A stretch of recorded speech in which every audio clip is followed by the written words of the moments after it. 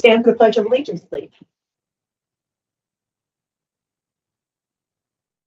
Pledge allegiance to the flag of the United States of America and to the republic for which it stands, one nation, under God, indivisible, with liberty and justice for all.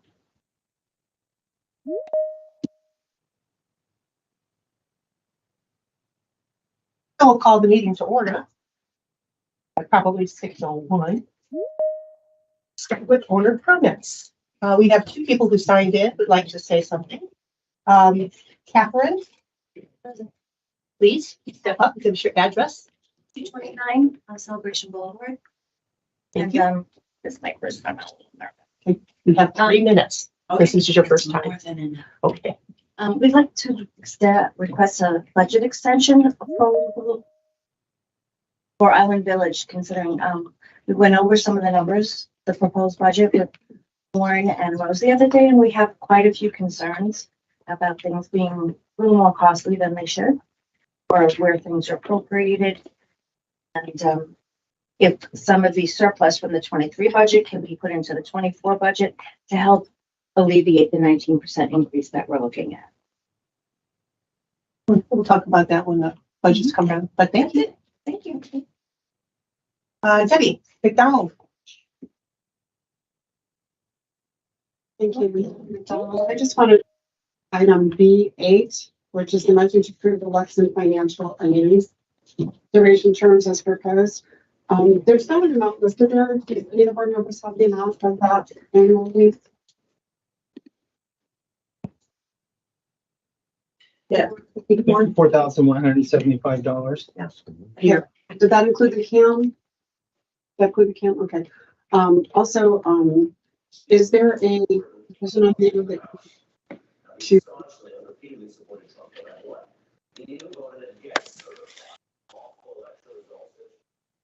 right? Yeah, I didn't see it mentioned in there. I just wanted to alert the board that special assessment, which is purported to be on the way. The last one was 15 to 25,000 for an average size unit, and your square footage is larger. So just please take that into consideration. My recommendation from both being someone who's leased from them and someone who's in this community a long time is I think you should look at moving your offices somewhere, doing repairs, moving it back, go anywhere but Lexington. They are the most untrustworthy person I've ever done business with in my life. And I would just say, please be cautious. Thank you. Thanks, Deb. Are there any order comments online? Oh, you have one? Sure, come on up. Thank you. You're welcome. I've never been here, so please have patience. Welcome. Welcome. If you just tell us your name and your address, please. Yes, it's William Diaz, and I'm at 13, hang on, just move there. 1370 Celebration Boulevard. That's Windsor. Oh, okay. All set? Gentlemen and ladies, as a resident of Celebration, I owned a home here. I'm selling it. For the last 8 years, I recently moved into Windsor, a senior complex for seniors. I need your approval to allow me to park my canoe in Windsor's restricted parking lot. They approved it if you approve it. The canoe has no trailer, no motor, and is under 10 feet long. If it has to be moved, I just put it inside my car. That's it. I think that would fall under ARC request for. Isn't that under Section? Canoa? Oh, but maybe. It's a Canoa. Oh, Canoa. okay. But if you, We'll pass it along. if you write down your contact information, I'll. Sure. I appreciate that. You know that there's a residential association and a non-residential association. I wasn't aware. So the Windsor property is on a non-residential owner's Okay. piece of property. So, but we will pass that information along. Great. Very good exercise.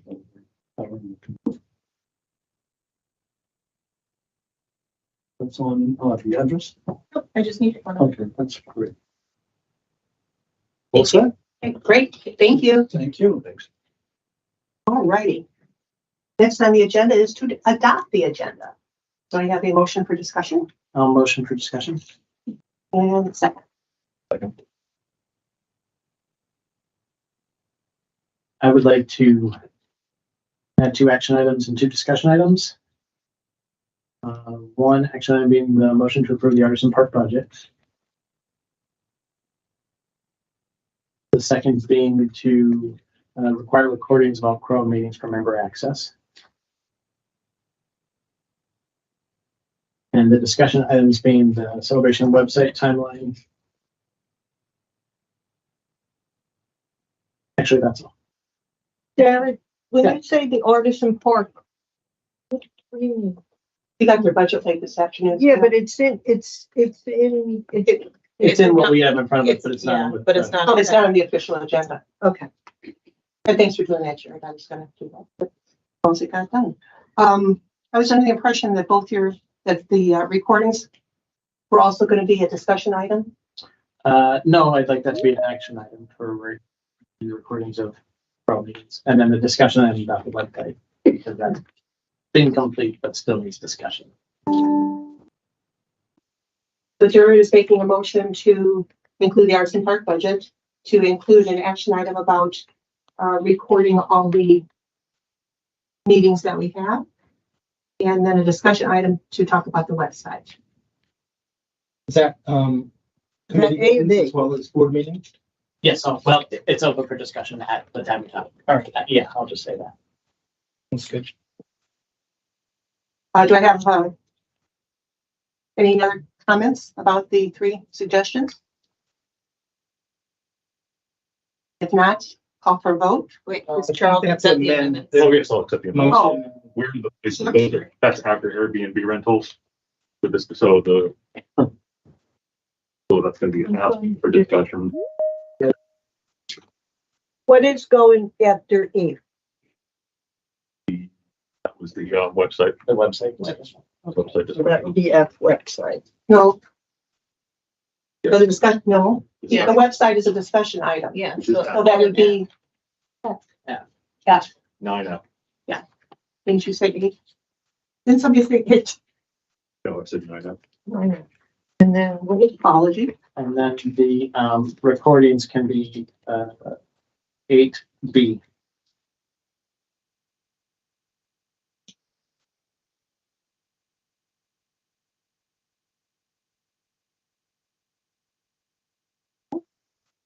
HB under A or B?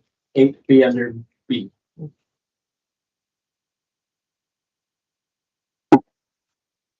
And Charles, you accepted that. So all in favor? Aye. Anybody opposed? Okay.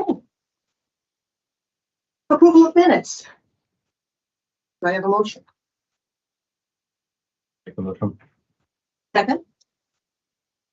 I'll second it. Any discussion? Hearing none. All in favor? Aye. Anybody opposed? Financials. Miss Jen. Hi, for September, our operating ended with a 62,000 deficit with a year-to-date of 228,000 deficit. Most of that being the repairs that were done to this building. For September, we had some good income from the Home Expo event, but we did have some high electricity, pool chemicals, unfortunately, and some maintenance that were done. Our fund balances currently are 2 million in operating, 2 million in reserves, and about 3.4 in capital. Rounded. Rounded. The, building repairs, they're gonna be taken out of operating expenses at some time during this year. If you guys vote to do so. I have not been given that directive as of yet. Okay, what is the number for just that? 195,000. So if you see that should come out of repairs or capital, where would we be? About 30,000 deficit. At the finance committee meeting last night, we were talking about electricity. And this isn't a big number, but it's way out of whack. The K-8 school for electricity. We're already $1,600 over what we projected. Not a big number, but it's just kind of wonky Oh, what you budgeted. You're over what you budgeted. already. Yeah. Yes. Bad number. It's not a big number, but bad number. I can't speak to last year's That's true. or this year's budget. I'm just curious. What was, the Lot B project, 17,050 That was an old invoice from 2022 that was not paid for, for some, the owner's rep? for the lot D for some, I think it was some engineering or some, It was an old KPMF. Yeah. Bill. That hits our 2023. because we did not You're- recognize the Okay, signature. got it. Okay. Mhm. Are any other Lot D expenses forthcoming, just out of curiosity? Shouldn't be, and actually, we should probably recast that to capital because, It isn't capital. oh, it is in capital, okay. Yeah, it's in the calendar. Okay, Yep. yeah, But nothing further. than that should be okay. the last one. Anything else? Anybody? Okay. Management up. Take it away, Lauren. Well, I'm gonna kick this to Stacy first, announcement to make, on the corporate side. For those of you who are listening, watching, she's referring to Stacy Titleman, who's the Executive Vice President for Grand Manners. And also on the line is Corbin Setti. He is the Senior Vice President of Operations. Ah, pretty good, huh? So they are joining us tonight as well. Good one, Stacy. Thank you, Lauren, and good evening, everyone. The Celebration board members and Celebration residents and community members. I appreciate being here with everyone tonight. And yes, Lauren, thank you for bringing us into the conversation. We are very excited to announce and introduce Metrius Fair as the new Grand Manners Vice President assigned to Celebration. That is effective immediately. And he will be providing leadership support to you, Lauren, and of course, our town hall team, as well as anything that our board members need as well. He is on the call tonight, so I'll turn it over to him in a moment. But I also want to let everybody know that he will be accompanying Corbin and I at the upcoming workshop, which is scheduled for November 8th. So the board will be able to meet him, the community, and of course, Lauren and our town hall staff will all get to meet him in person. So we're very excited to bring Metrius on board for Celebration. Metrius, if you would like to give everybody a quick hello, that would be wonderful as well. Thank you, Stacy. Excuse me, you kind of stole my gusto. All the points I were going to make, you covered for me. Anyways. Glad to be here. Glad to be on the team, Lauren. I can't wait to meet you in person. I think I've seen you on a few calls here and there. You and I connected on LinkedIn as well. So glad to join the team and support you and your endeavors and the board as well, as Stacy mentioned. And we'll get to know each other a little bit more come November 7th and 8th when I'm in town, and we'll go from there. Are there any questions of me while I'm here, or we just carry on? I have a lot of questions, but I'll save until we're face to face. Okay, fair enough. Thank But you. very nice to meet you. We're looking forward to working with you. Thank you. You as well. Thank you. Just a quick, Corbin, sorry. Yeah, I was just going to say, Metrius, if you could just give them a quick elevator speech, how long you've been in the business. Oh. A quick brief snapshot would be great. I hate touting myself, but I've been in the business. I've been in the HOA business for about 15 years. Before then, I had about 10 or 15 years blended between construction and hospitality. I'm a licensed general contractor, a licensed real estate broker, a couple of designations from CAI. Really enjoy the hospitality side of HOA management. I've been with in executive leadership in HOA management for probably about the 8-9 years of my career. And that's a little bit of elevator speech about me, Stacy. Like Appreciate that. I am more in person, get to know you. That's just the high level. But when we get to all sit down and talk and break bread next week or two, we'll get to know each other a little bit more. Fantastic. Thank you, Metrius. I appreciate that. Definitely. And Cindy, you were asking about Corbin, I think, and I apologize for the I interruption. know that's all right. I know that you were under the weather earlier this week. I was just wondering how you were feeling. Obviously better if you're here. Better, but thank you for asking. Oh, you don't sound too bad. Okay, won't let you talk anymore. Thank you. Glad to see you. Okay. With that, Go ahead. I just want to say thank you, Stacy, Corbin. Demetrius, It's our pleasure, Celia. With that, I'd like to introduce the newest member to the town hall staff. Jeffrey Webb is our new community manager. He started on Monday, so we're putting him through the paces already this week. So welcome to the team, and if you want to give a little background about yourself. Sure. Like Demetrius, I have a pretty diverse background. Went to school originally to be a teacher, found out very early, didn't like the classroom, transitioned into hospitality. I had about 20 years in hotel management. I've been working as a property manager, condominium and HOA for the past 4 years. A recent replant to Florida. I moved here Easter Sunday. So surprisingly, I came out this morning, it was 70 degrees. And I went back inside and got a long sleeve shirt. Where are you from? New Jersey. Born in Cleveland, raised in New Jersey. and you still had to go in and put on a long sleeve shirt? I did. My wife was laughing at me because a couple of weeks ago I was complaining that it was too hot. So Nice to have you. thank you. Nice to meet you. So moving on into the rest of the management report, I'll just go high level. Town hall, this project is waiting on the advisory group for kind of decisions and planning. Island Village, there's a meeting scheduled tomorrow with CROA, CDD, and TCC representatives and Mattamy representatives to discuss some of the items going on out there. Playgrounds, you've been getting a weekly update from Jared and the Monday Matters. I can update. I would like to update because things have gotten a little better. So just to let everyone know that, was it Monday? Yes. On Monday, we had a meeting and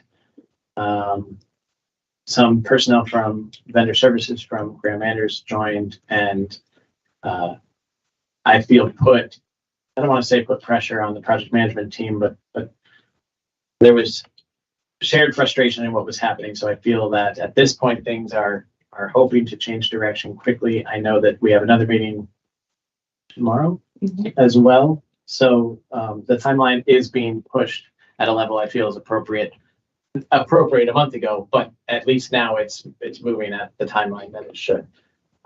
I've expressed a deadline of December 22nd for the playgrounds, but I also was clear that I find that to be an unreasonable deadline given what is expected to be done. But we'll share that with contractors when it goes out for bid and see who can take that on as a challenge. Excuse me, Lauren, you said there's a meeting with Island Village tomorrow? Yes. Not with Not the Island service. Village, not the Okay. service area. This is Okay. just the CROA CDD Right. liaisons and Mattamy to Okay. kind of discuss operations out there and transitions and shared concerns. And you and Angel will be there? I will be there. Angel will be there. I believe Jared is going to be there. Yeah. David Hume from CDD and a representative Mattamy. Yes. Yeah. CCFC Fields, the kickoff meeting was on Monday. Monday last week, sorry. The MBV is currently working on the scope of work and we should receive a draft by mid-November. They will give you kind of the Cadillac option and then we can hold a meeting to discuss some areas for cost savings. So that project moving forward, Spring Park soil erosion, the contract was signed, and we are scheduling a kickoff call for that. And the Penny Royal project, the contract with it because it was signed, and I believe they're working on permitting with the county. So we're seeing progress there. Is there anything with Deerwood? Deerwoods will not be until next, like in March, April. Because of the plants that are being installed, he wants to wait till after the cold season, so they have a better rate of survival. That community standards covenants did 200 initial inspections, 280 re-inspections for board meetings, 80 re-inspections for covenants meetings, 37 resale inspections, 50 ARC inspections, and 27 complaint inspections. ARC processed 117 applications. There were 83 online approvals, 22 online disapprovals, 11 meeting approvals, and 1 meeting disapproval. Resident services, we assisted 1,100 residents in person, 1,868 phone calls were answered, and 2,000 emails were responded to over the last month. I also gave you a little bit deeper dive into the Cella service information rather than the pie chart in your packet. It's got the category that it was, the staff person that it was assigned to, and what its current status is. So if that's kind of the information that you're looking for, I know we talked about a more of a deeper dive into the information. We could start keeping better stats on that. And I know GoGov has some other reporting features that will likely be beneficial for that information. The website, I know we're talking about it as a discussion item, so I guess I won't mention it at this point. Are you gonna say anything about operation? Or can I? You can. So I just want to let the community know, because there's been a lot of discussion with North Village Pool, and the umbrellas and stands were ordered, but I think the stands are there. They're big black stands, so that's been changed. All the holes were repaired and painted. Benches were painted and stained, and the doors were redone. Lauren redid the doors, so we didn't have to buy. Well, Lauren didn't do them, but I would have asked her to do it. Brian and his team redid the doors, and they look really good. So thank you, Lauren. And if you're out and about by Founder's Park and sit on any of the benches there, they've been all sanded and restained, and they look really good. And thank you, because these things don't get noticed all the time. It's the big things that people are looking for, but these are the small things that make our community a better place. Thank you. That's it.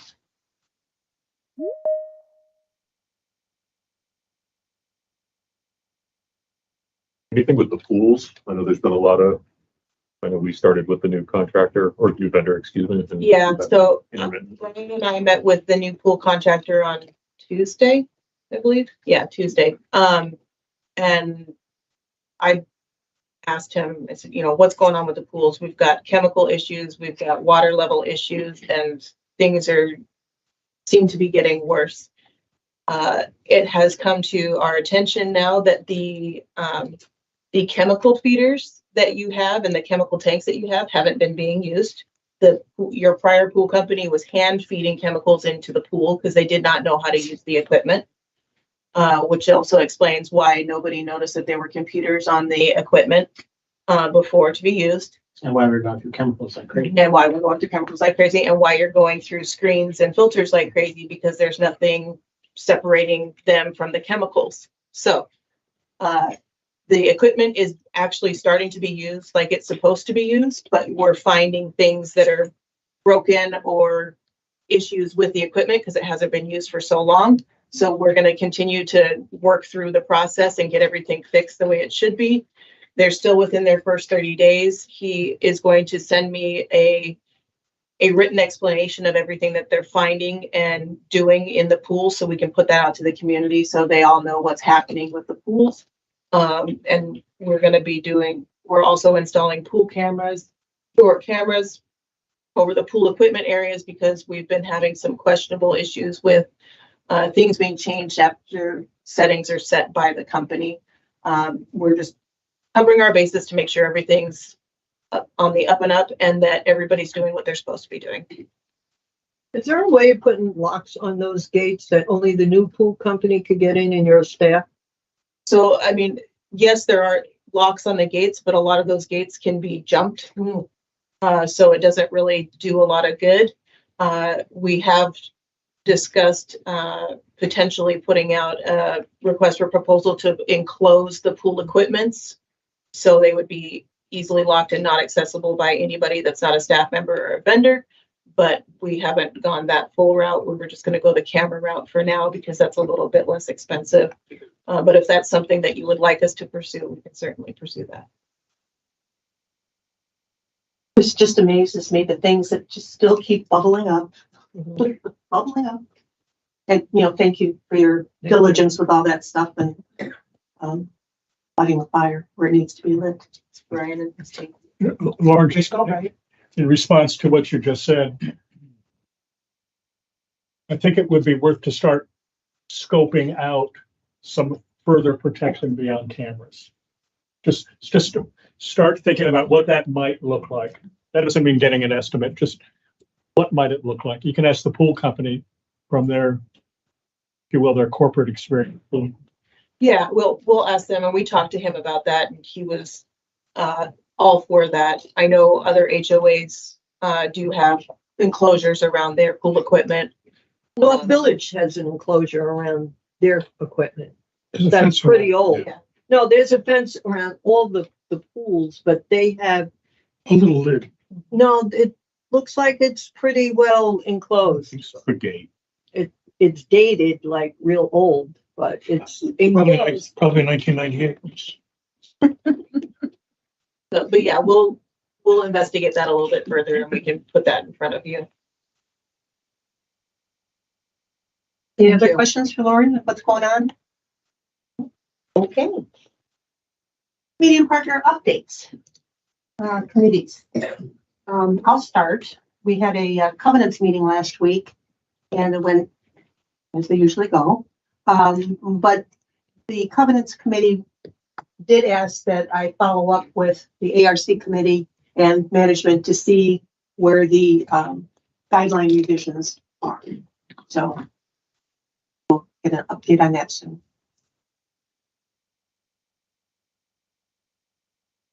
We had the finance committee meeting last night, and believe there's a memo about what their recommendation is on the lease, which we'll receive. There was a discussion about that. There's discussions about further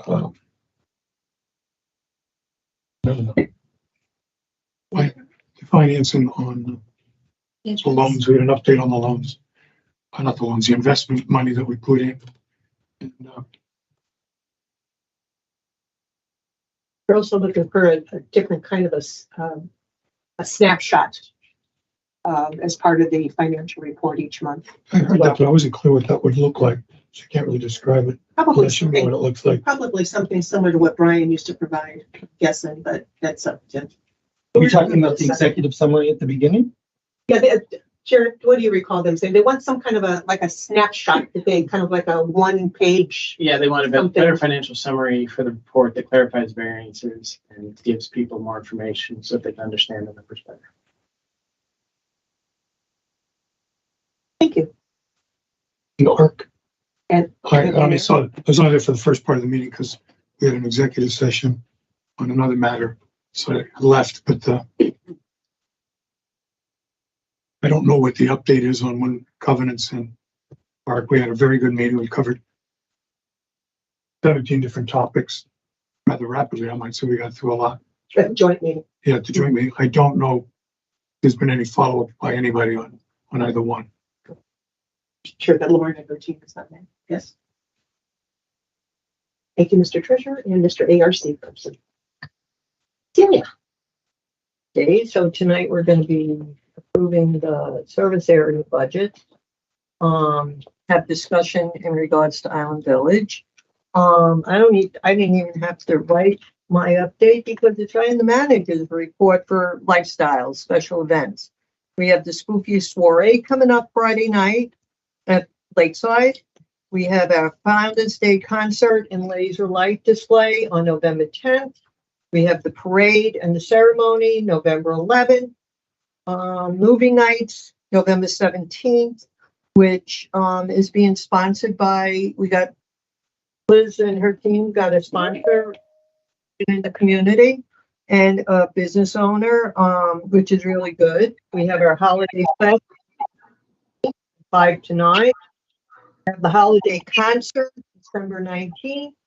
They also have the mobile dermatology van here, mobile unit here again on September 27th.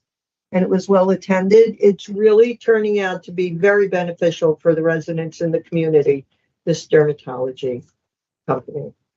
We had dueling pianos, which was an awesome night. They had over 450 residents and food truck party and absent trio on October 13th.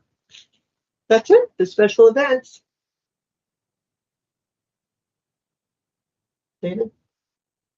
You're up. Oh, well, No, I'm not he's committee. he's last. Oh, I'm last. skip over him. Carl. Thank you. I'll be reading from my phone, so I apologize. I'm looking down. This is from Victoria, our rec committee chair, wonderful chair. So I want to do her justice. Starting this summer with a continuation through the September meeting, the rec committee has been working with management as well as collaborating with the finance committee to review and recommend pricing adjustment changes if warranted for partner programs, facility rentals to include adjustments to deposit requirements, amenity usage, reviewing policies as it relates to facility usage by civic and service groups, fundraising events, not-for-profits, etc., redefining and assigning a designation to all groups, including celebration government and community association, partner programs, civic and service groups, clubs, education groups, celebration residents, and celebration non-residents. So I just sit back and watch them do great work, and we just added 2 more committee members, and everything was going really well. Just try to take a step back and let them do their thing and liaise with the light hand. And some good events coming up also, Parks and Recreation. Good. Yeah. They have the We have the porch in yard sale. Kids Night Out. Yeah. They have tinsel and teenies. That's going to be fun. Mm. And they had the porch and yard sale, which was Seemed like good feedback. I read through the feedback. Seemed like it was very good from Experience Kissimmee. Yeah, Survey. there was a lot of feedback, and the grant from Experience Kissimmee allowed us to buy new directional signage to be Right. placed in the easements that was done previously. Mhm. And I think that helped out a lot. Yeah, I was very surprised to see the feedback. It was very good. So yeah, kudos to them. That's all for the minute. Thanks, Charles. Thank you. Mr. Hayes, sir. The tech committee, as hopefully everyone remembers, was chartered by us to do a bake-off for service requests with ONR. Bake Off, did you say? A bake-off, yes. Cookies versus cakes. Oh, okay. Comparison, a full in-depth comparison of the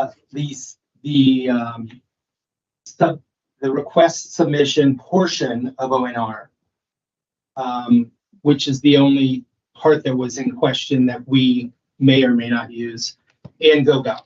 And so I'm gonna, as my tradition has been, I'm gonna hand it over to the chair of the technology committee to comment on what they found.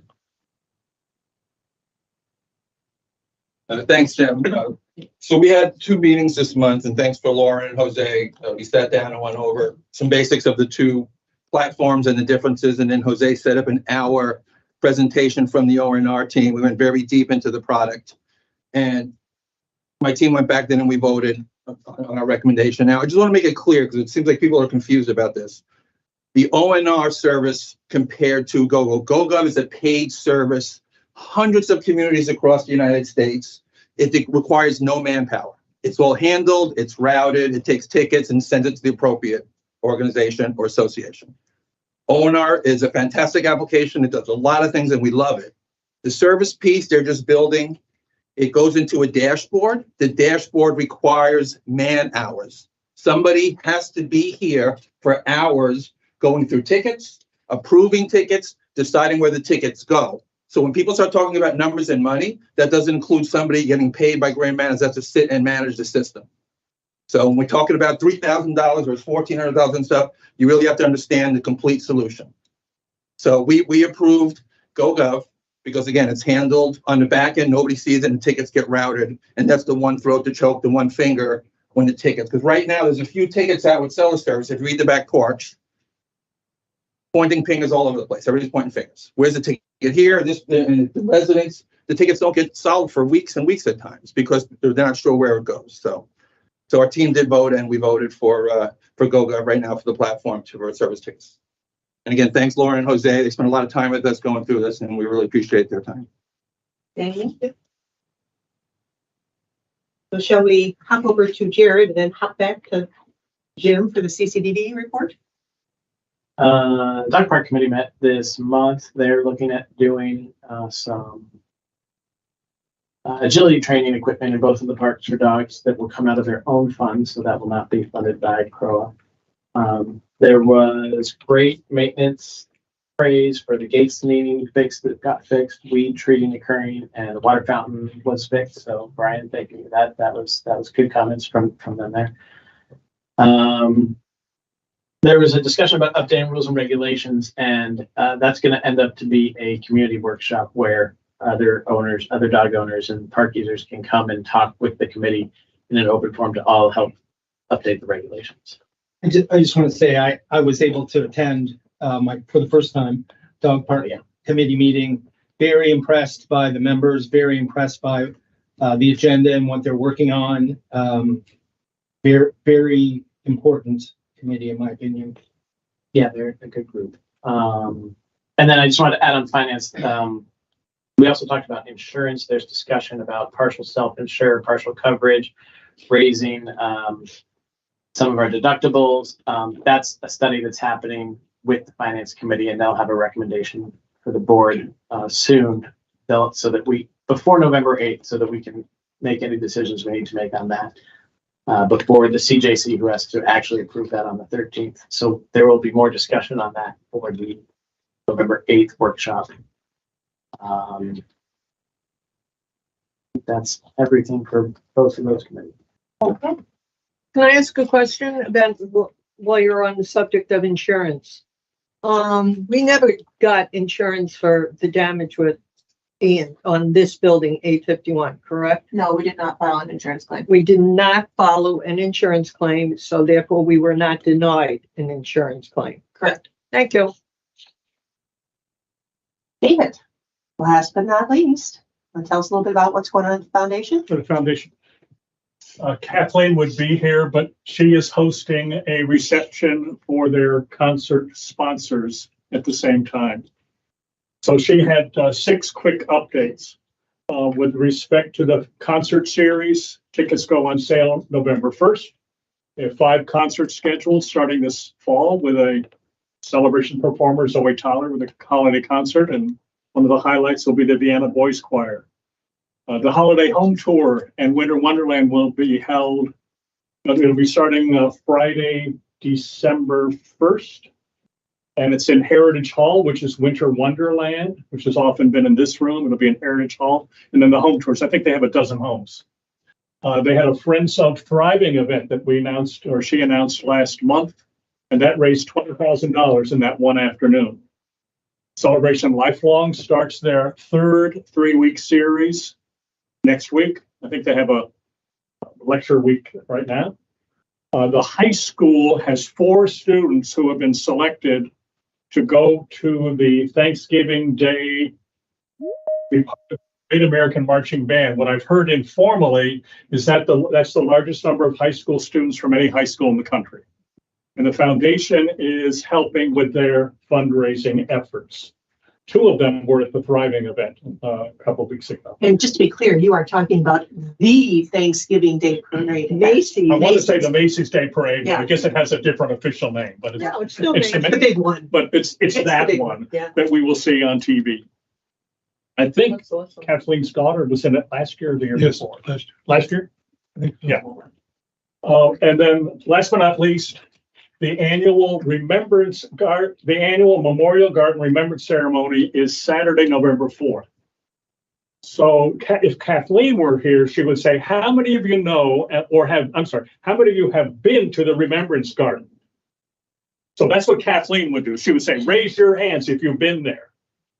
How many, I'm not going to ask, but how many have actually been to the Remembrance Ceremony, which usually has like 12 to 15 people. I've been for the last 3 years.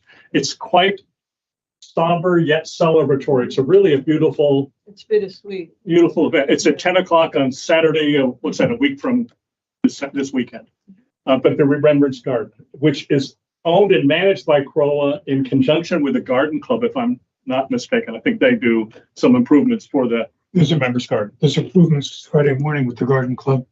Anybody who wants to show up with a shovel would be helpful. Yeah. So those are her 6 announcements. Okay, now we're moving on to. Wait, you forgot CBD. Yeah, Oh, I'm sorry. I won't take it You were personally. supposed I to will go. not take it personally. You were supposed to go after. Yeah, I won't take it personally. Coincidentally, I wasn't there because I was at the finance meeting here. But I've heard from a very highly reputable source that most of the discussion was about poor landscaping by Juniper. So they share our pain on some of our vendors, and they put them on a performance improvement plan. And they reiterated again that they continue to talk to the sheriff's office about utilizing that second floor that we were thinking about. We were thinking about looking at for our needs, but no leasing agreement has been signed yet. But the talks are very positive to have a satellite office there. Heidi, anybody else? Okay, I want to make sure that's. I have one more thing. Oh, see, Sorry. that's all right. It's in our packet. You have, information in our packet on all the Sully service to middle. The CROAs. This is all CROA. Yeah. Okay, so I did not include the CCDD signals, it doesn't include them. not those ones. This is just CROA. Okay. A lot of things were completed and received and taken care of. So thank you. But there was the last one about the Airbnbs. That's under That's on their discussion. discussion item. Okay, good. All righty, so we're into the action items. First category is consent agenda items, which means that these are relatively routine items. We have all looked at them. Generally, there's no discussion needed on these items, and there are 9 of them. So, do I have a motion to? Motion to approve. Second. Yeah. Any discussion on them before we move forward? Okay. All in favor? Aye. Anybody opposed? Now, we go on to the ones where chances are there's going to be some discussion. So first action item is the motion to appoint members of the Master Plan Advisory Group. Do I have a motion? I'll make the motion. I'll second it. Sorry, who was that? Jared? Discussion.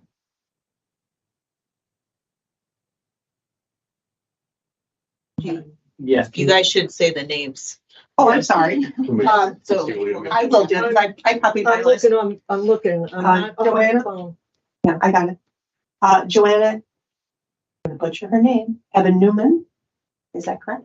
Did I pronounce that correctly? Maybe. I'm supposed to know.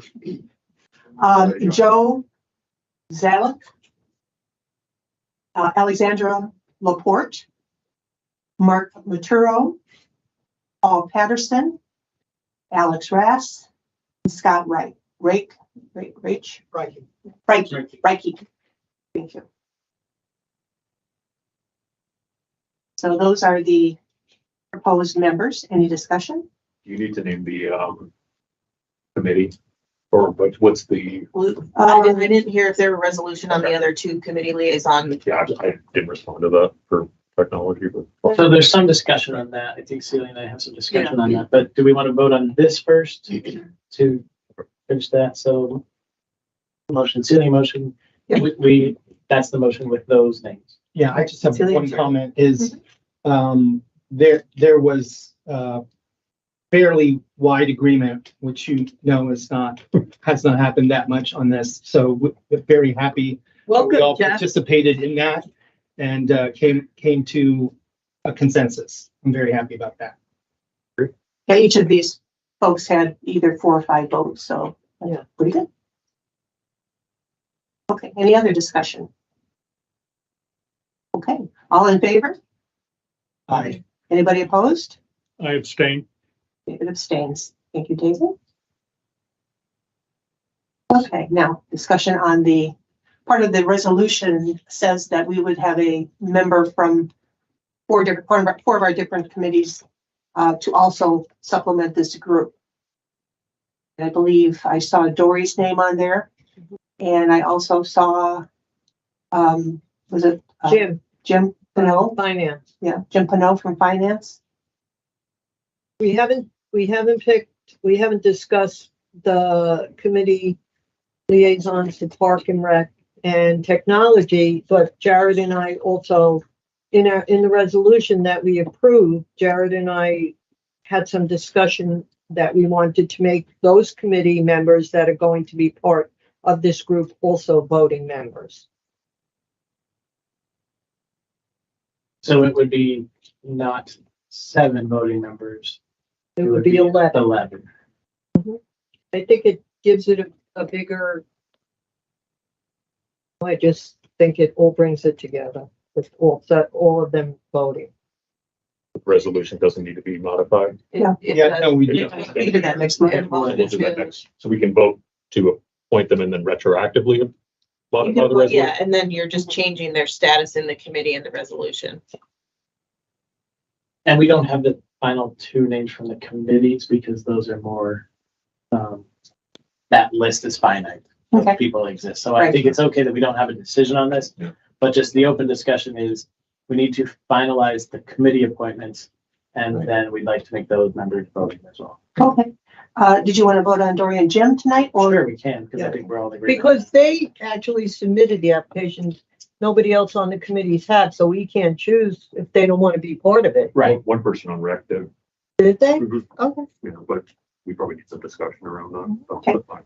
All right, does somebody want to make a motion then to appoint Dory and Jim Pinot, Dory Moyer and Jim Pinot to the, I'll make yes, that motion.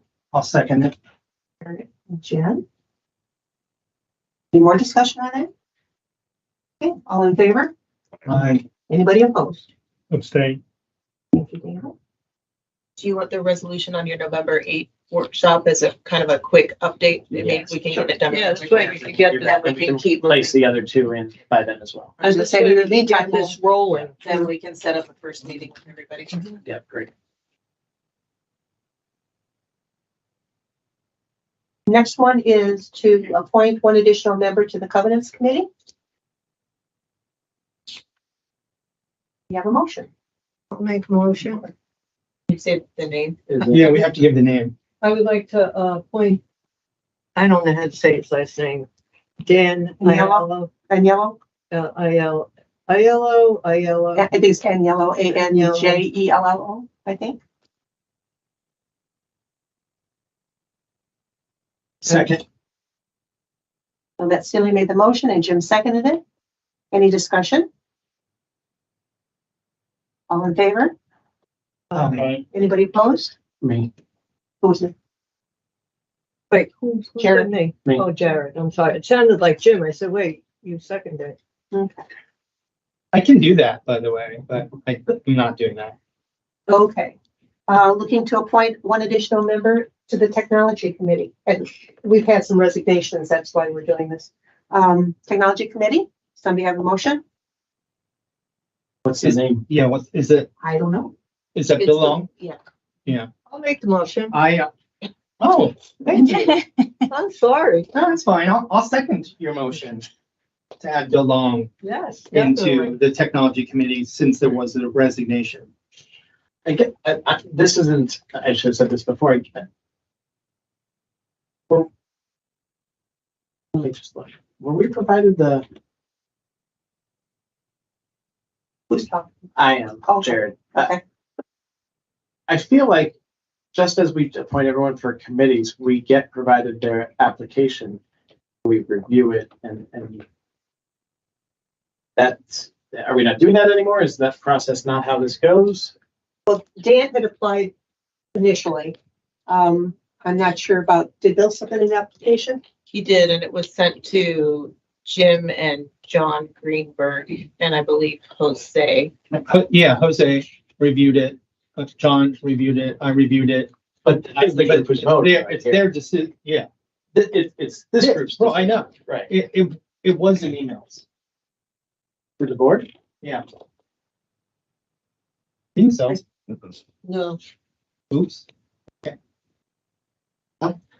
That being said, do we want to table this for next month? I'm still voting yes, but Okay. we do need to follow protocol on like our committee appointments. And so that's just a statement that in the future, every time we do this, we need to make sure everybody's informed. Yeah, I think it's good to start a process and confirm the process, because we didn't do any of this last year in terms of replacing members that I can remember. Okay. You But did I on put forward- covenants last year. You did on covenants last year. Charles was appointed part, right? Didn't he? Cindy, Yes, sir. I have a question. I was out of the, when I was out of the country for the finance meeting before, one of the finance members Resigned? resigned. That's the word. So was there any replacement, or is there any plan to replace? Following the logic here that we're not filling. There was no plan to replace from the committee. The committee is fine remaining how they are. So they went from 6 No, to nothing. 5. So I never put forward another name. Correct. Just like when the dog park committee, we needed more people, I emailed the board the 2 applications so that everybody could see who I was putting forward. When I put forward the covenants names, I emailed the 2 applications for covenants. So I just feel I'll be sharing the information of who we're appointing. We're all going to vote for someone right now that nobody knows anything about whatsoever. Well, it needs to be in the packet, obviously, too. So management later. We don't generally put their Yeah, the public. applications in the In packet. the Yes. board, in the board packet? Yeah, I think we need to revisit that, putting the applications in the packet. That's personal information. putting their name in the packet, In the board. putting it in the board packet. The board packet. That's not. Right. Not the public. Not the packet. public. Right. You Board want it- packet. Yeah. So you want all the applications in the non-public I think packet, it makes sense. That makes sense. that we can do. That makes sense. Yeah, we used to get the I application. think we did. Yeah. Jared, I think we did. not to be contrarian to you, but it's not necessarily the committee's decision to only have 5. We could say have 7. Now, I Yes. pushed to either have 5 or 7, so if we don't have anyone to replace them. I like 5 better than 6, right? For finance, so it was determined that this had occurred after we had gotten through the budget. So at this point of the year, there was no need to add Not as much another workload. person because we still have 5 on the committee. So, Okay. Andrew, if I'm saying anything that is incorrect or you disagree with, I agree with you. okay. So that's what happened. Thank you. So I didn't bring anything forward because there was no need. Your busy season is over. Yes. Okay, so we have a motion by Celia and Jim, to add Bill Long to the, Technology Committee, As a new 7th member. correct? All in favor? Anybody opposed? Did you? I say Bill's been an active part of our meeting. He's been fantastic, instrumental with the website. So thank you for that vote. He's been very helpful. And who's going to be notifying these folks? You Bill are is on the here. technology committee. I am. No. Do we want to send out an email from? I usually, usually either the liaison or I send out an email saying been appointed. Okey-dokey. That's to the advisory group and Yes, I will send out the advisory group one. I will have the management liaison send out the email to the covenant and the technology committee. Okay. Number 4, motion to invest $700,000 of Academy Rose reserve funds in a 6-month CR at Pac West. A motion to approve. Second, oh, and then second, Bill. what are they getting for interest?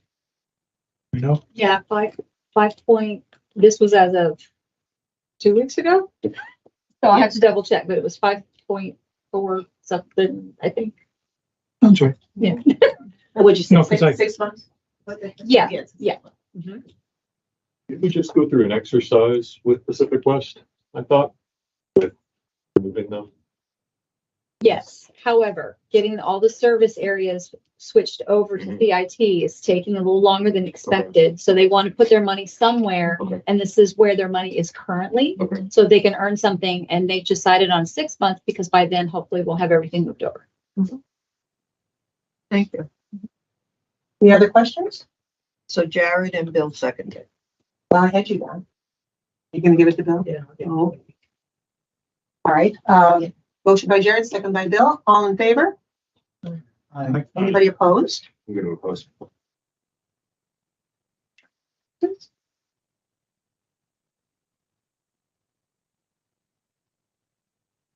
Motion to approve the CROA 2024 budget. Do I have a motion? I'll motion to approve. Jared, second? Is there any community discussion? I'll second it. But yeah, let's make sure we hear from the residents, homeowners. During the meeting? If they have. We've done this in the past. We've had them talk at important motions before. We asked yesterday, at the finance committee, they were asked if, town hall got any questions from people. There weren't any substantive questions. They were all clarifying what does this mean? And a lot of them were the service areas of what's the administrative fee.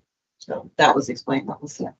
But certainly if anybody in the audience or on the line has a question, please. Or comments. Or comments. Okay. And David? Yeah, just a couple of comments. One is, seems like this year's budget process, what was it, 5 months long? But the board started to get involved, but management was involved for maybe 2 or 3 months before that, starting to think about things. Was a very thorough process and very deliberative. The engagement of the finance committee, which is 4 years old now, ballpark. I think it's been very, very helpful. So I think the process has been more thorough. I think the rebuilt Excel spreadsheets structure has helped a lot. And I would expect that next year's would be even smoother. The other comment is not about the process, but about the contents. From what I'm reading with the recent survey of residents, things are coming to light. We're hearing tonight about the pools and just want our community to look well, to look great, to feel good. And we're continuing to uncover, I think Cindy referenced that, we're continuing to uncover things that need attention. And so the budget is conservative. It's a tiny increase. Our dues are still very, very low. And just thinking about the future is how we might need to relook at the budget, look at other expenditures to get our community up to the standard that we really want it to be at. Because people want a certain thing, but don't want to pay, is what I'm seeing. So again, those resident comments, there's lots of things that we need to attend to. But with this current budget, which I will support and do support, a lot of those cannot get attended to yet. Is that a fair assessment? So some of the repair items are reserve items, so that wouldn't, It's not out of the budget. it It's not won't out of be the your annual budget. operational budget. There are some potential preventative maintenance things that Brian and his team could probably implement if there was additional funds in maintenance. But at this point, I don't think we've fully identified all of those. And I wouldn't be comfortable saying, yes, you need to put X number of dollars into your budget to make sure that you're doing everything that you need to do.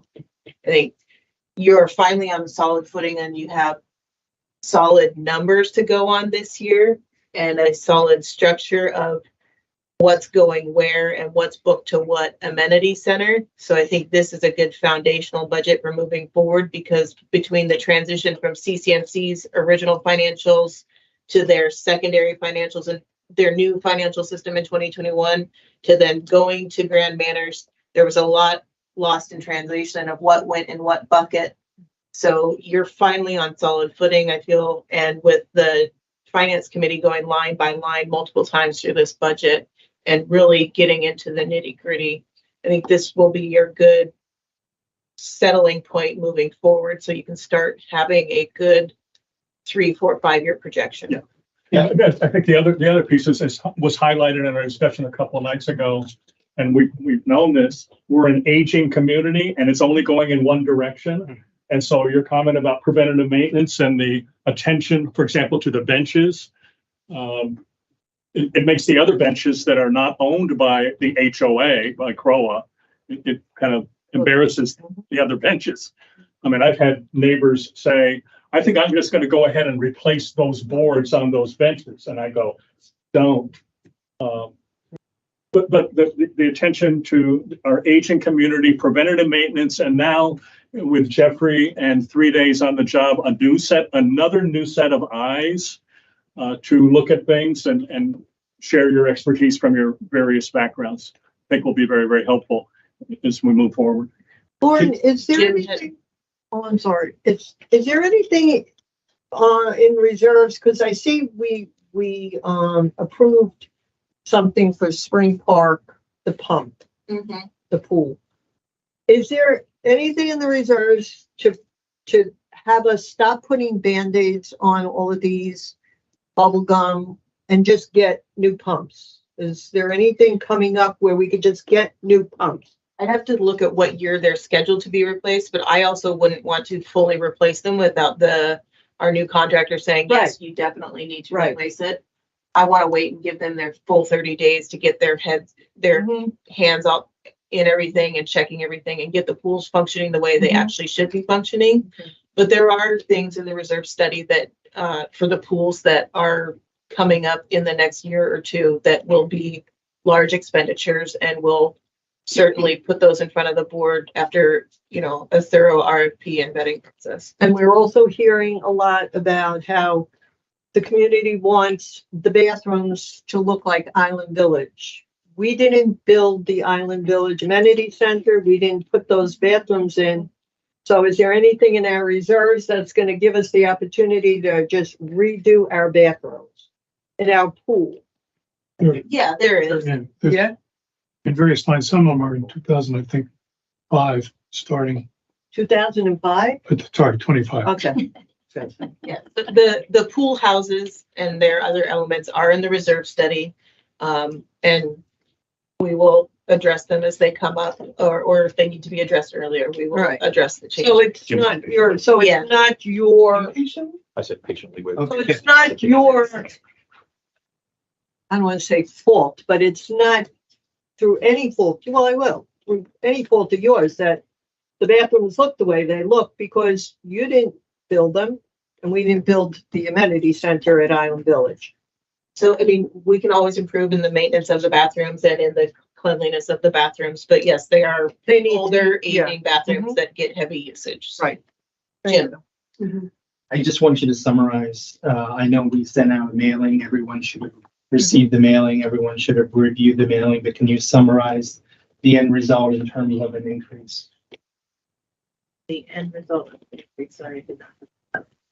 While you're looking at them, I just want to say thank you to the Finance Committee. Tina Dorn and Jim Pernell were new on the committee this year and gave a lot of good insight from a perspective of being new on the committee. Frank DiColo brought a lot of information about insurance and perspective on that.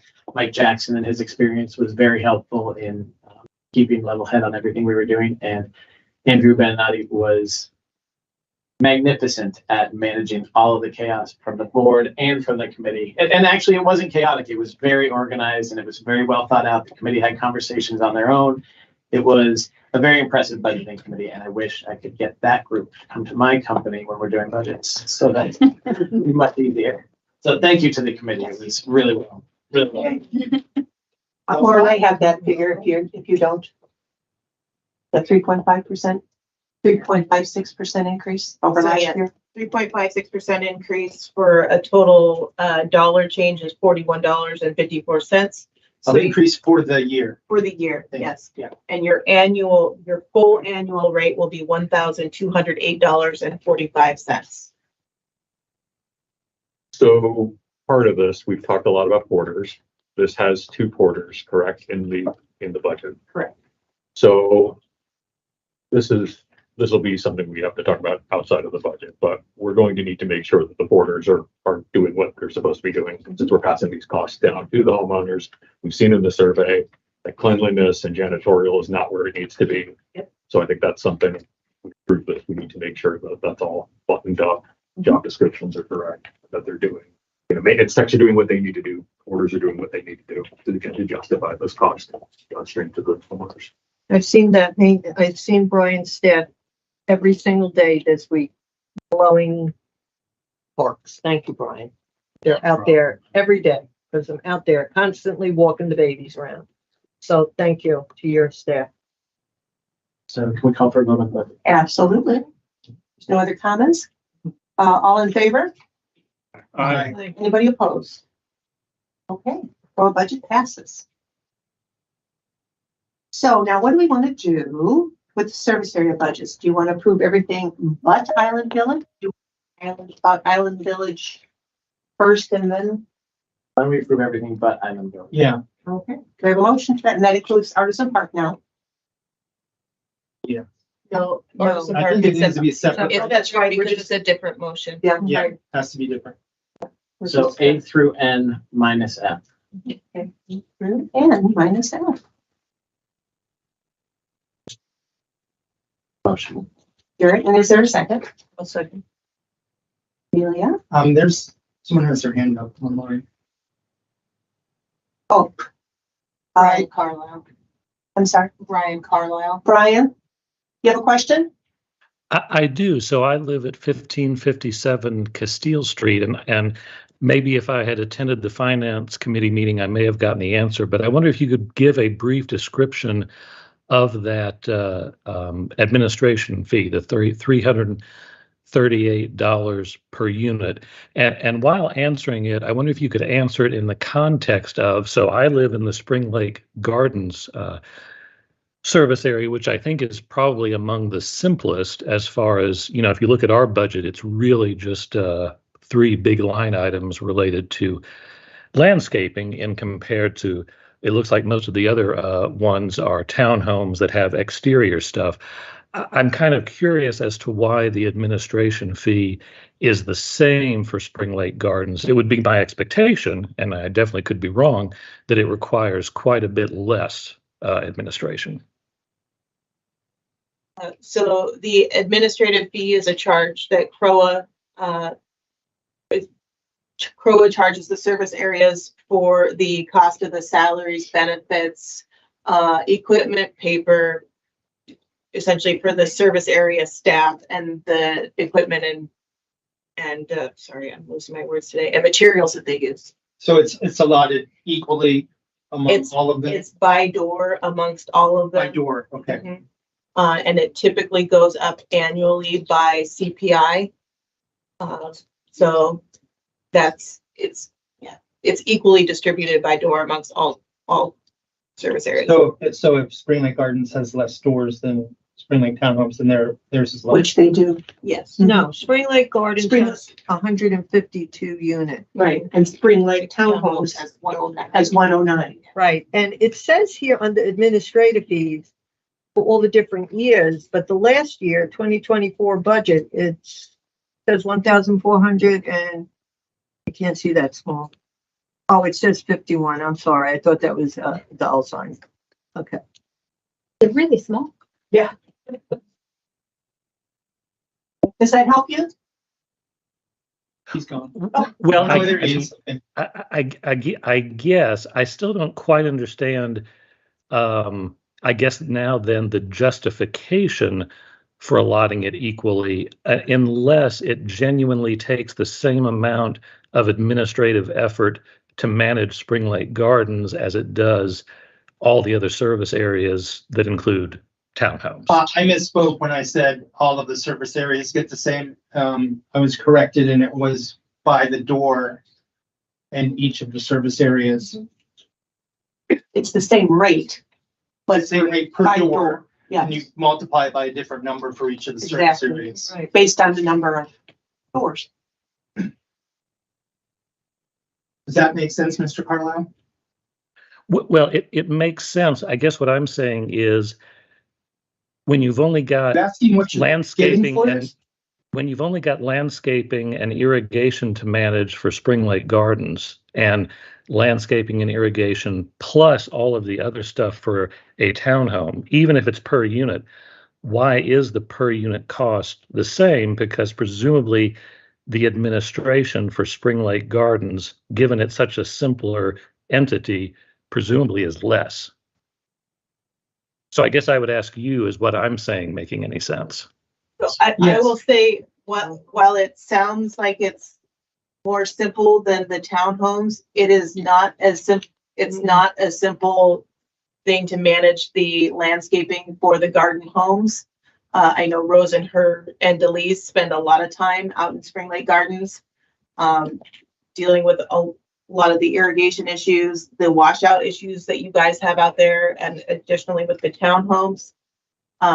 So it's not as simple as it appears on paper. Well, and then too, a lot of the extra services that they get, that's on a different line item in their budget. So they have a line item for like power washing and things like that. So that is not included in this per door fee. Does that help? I appreciate it. Okay. Thank you. All right. Okay. So we had a motion from Jared and a second from Celia to approve A through N with the exception of F. Any other discussion, questions? Anybody? When will we need to approve Island Village? I'd like to We're put that pulling it on. out. That's what the I'd like to put it on your November 8 workshop as a quick one, and I will schedule the residents next week. Yeah. Yeah. Okay. That was your concern. Yes. Yeah. Yes. Okay. Thank you. So we're going to approve A through N minus F, and then we're going to table F. Till November 8th. Okay. So that's the motion. Any other discussion? All in favor? Aye. Anybody opposed? Okay. Great. Next one is to ratify the Artisan Park 2024 budget. The reason this is different is because Artisan Park approved their own budget, but because they are a CROA entity, the CROA board has to ratify it. So I have a motion on that. I'll make the motion to ratify. Charles, second? Second. No. Lauren, I don't remember. Do I have to recuse myself from this? No, okay. Any questions about their budget? No. Okay. All in favor? Aye. Anybody opposed? Number 8, motion to approve Lexington Financial lease duration terms is proposed in Ms. Payne's email from Monday, August 28th, 2023.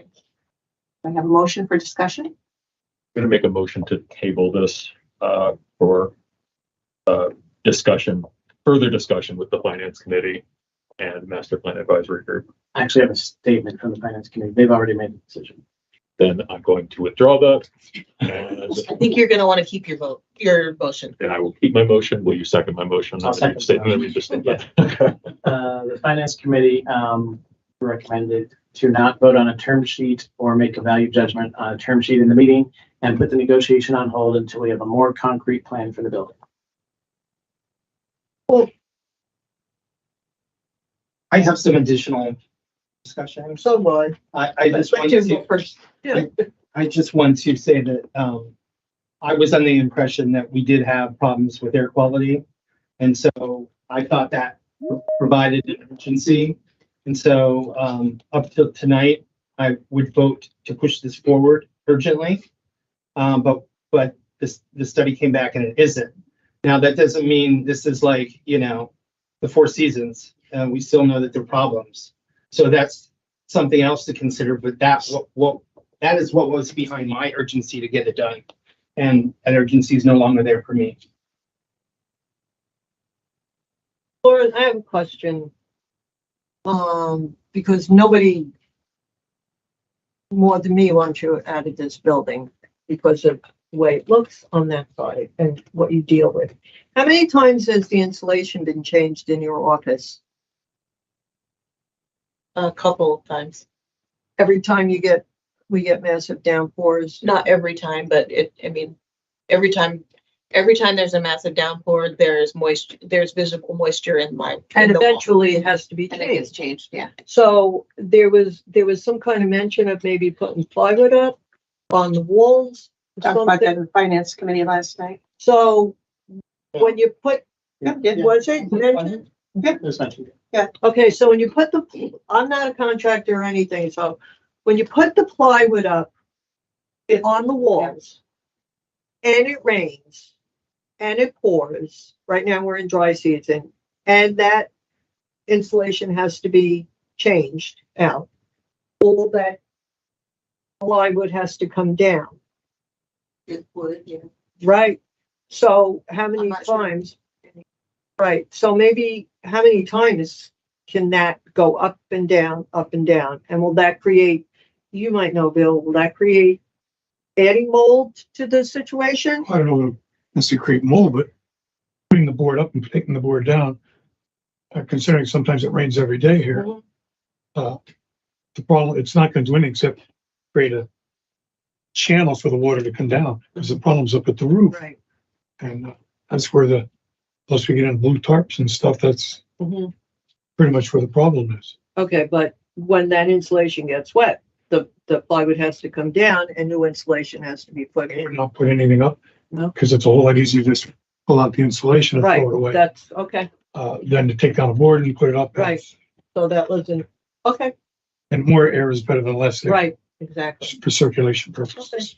I will say, I agree that at some point we need to be out of this building. I think that at minimum, the MPEG group is going to need it. That's a 6-month process. So to sign a lease now, knowing that we're not doing anything for a guaranteed 6 months, just makes no sense. So when we voted on this last month, I said we needed a plan. Exit plan for this building. That was not designed to then just go immediately to sign a lease. It was, how do we start getting that out of this building? And considering all of our other places, Heritage and Lakeside, and it felt like that was treated as micromanagement when I brought that up. And I don't think that's micromanagement. I think right now, what I see in front of us is just rush to sign something without a lot of thought behind it. And I think it's not the right thing to do at this point. To Jerry's point, we need more engagement from the master plan advisory group. The finance committee has given us their opinion on it. And again, I don't think we've given a lot of thought to kind of our current configuration with other things that we have around the community. We can get people out of this building tomorrow. We really can. So if you don't want to be in the building, let's talk about it. But we don't need to rush to sign a lease with Lexan or any lease.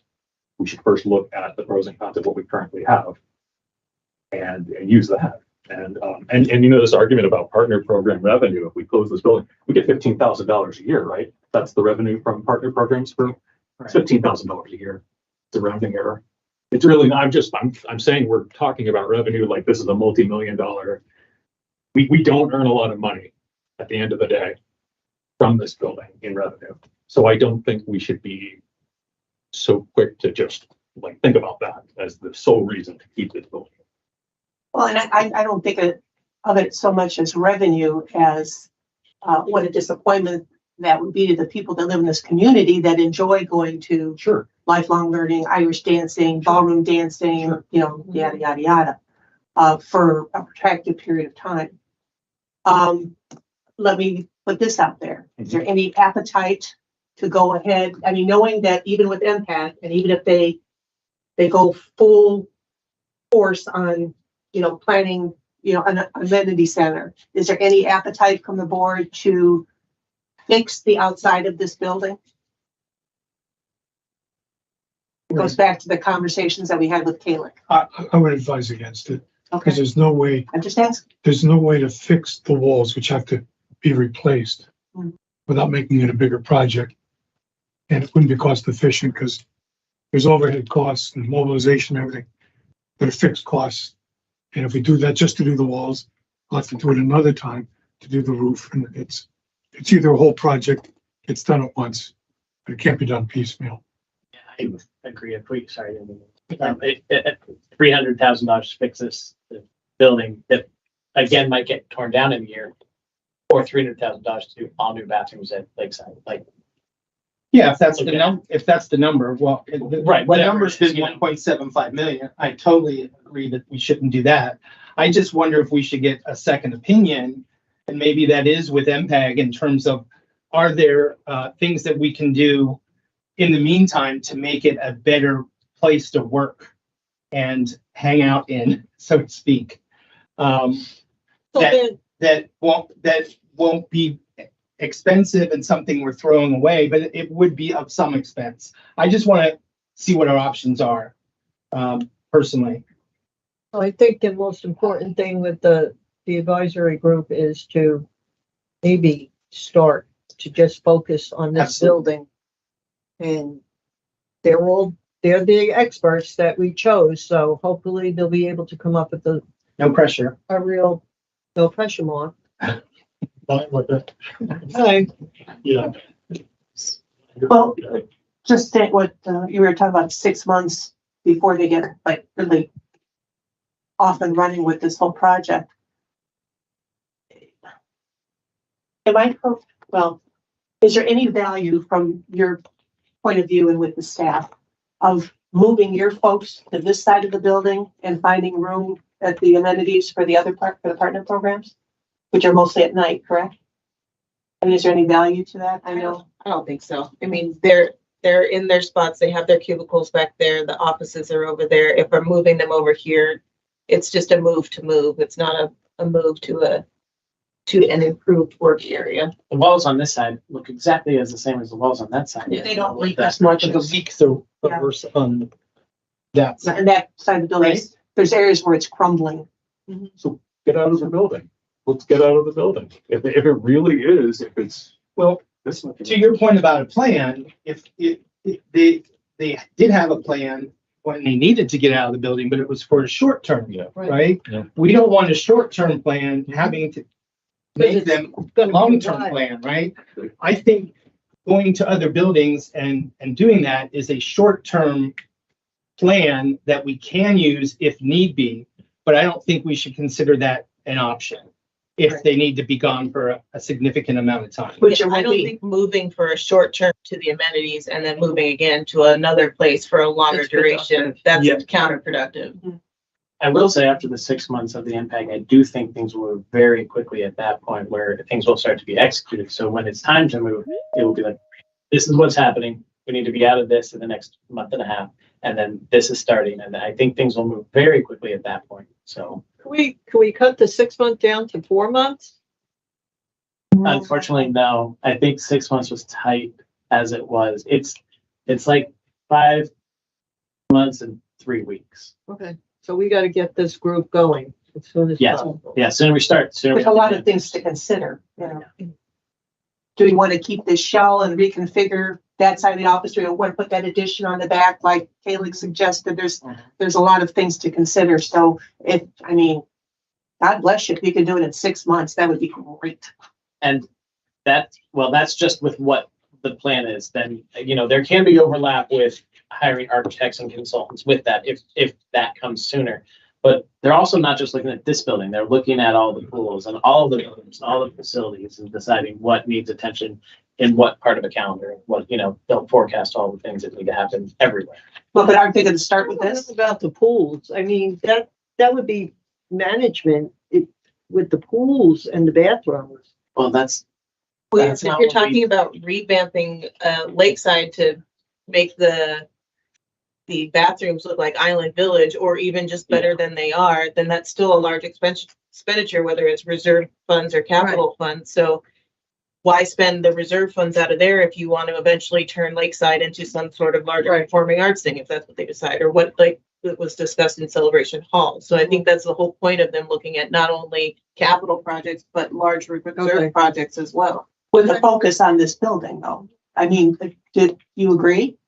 Don't you think this is the most urgent or? Well, I think not this urgent, but this is the linchpin and everything else. Yes, too, I right? agree. Yeah. So I think it's naturally going to be the first topic of discussion, but as we talked about in the past, as it relates to everything else. not, We heard about not it, just by itself. right, we heard it the other night when we had what was that, the meeting of the workshop, that the residents are upset that this building looks the way it does, so.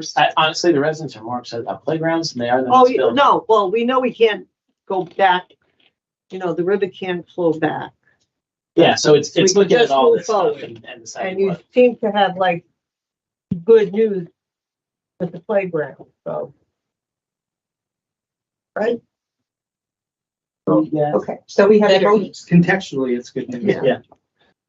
we have a motion by Charles, and was there a second to the table? Jared?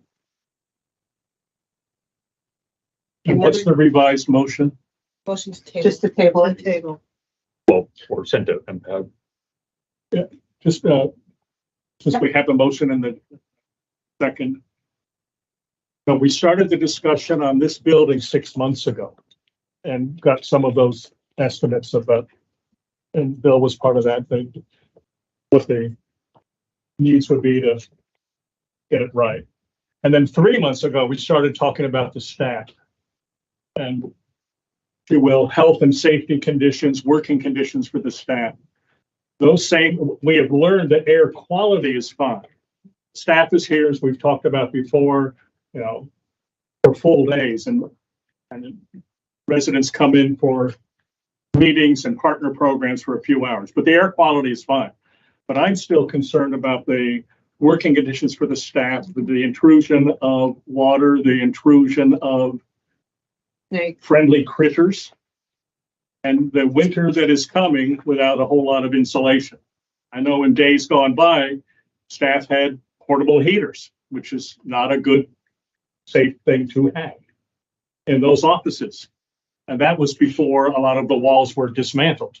So we have less heat in the building now. So I see a sense of urgency that was identified 3 months ago, that we need to move on and move forward and not table this and make a decision to take care of our staff.